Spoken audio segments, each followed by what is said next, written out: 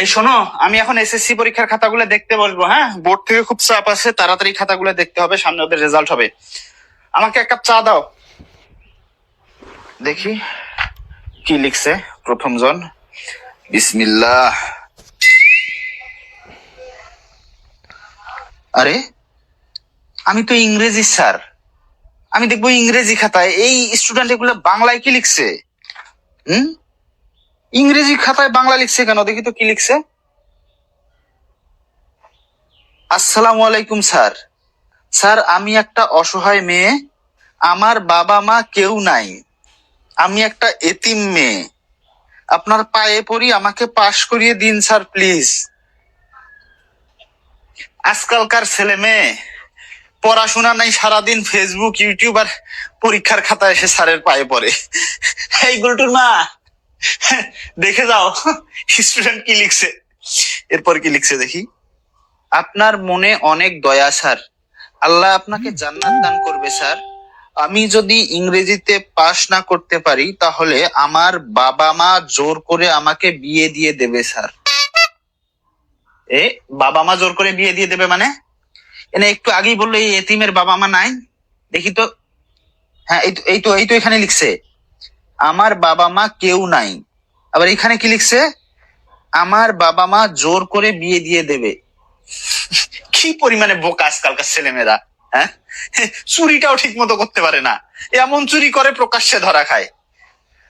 আরে, চুরি তো করতাম আমরা, এমন চিপাই চাপাই নকল করতাম, স্যার তো দূরের কথা, স্যারের বাপও ধরতে পারতো না। আর এর না, কেউ শোনে নাই। আচ্ছা, এরপর কি লিখছে? স্যার, আমি ইংরেজিতে একটু দুর্বল, আপনার দুইটা পায়ে পড়ি স্যার, আমাকে পাশ করিয়ে দিন। পরীক্ষার পর থেকেই প্রতি শুক্রবার জুম্মার নামাজের পর যে স্যার আমার ইংরেজি খাতা দেখবেন তার জন্য অনেক দোয়া করি স্যার। জুম্মার নামাজে দোয়া করে মানে? তার মানে তো এই মেয়ে না, এ তো ছেলে, বদমাস।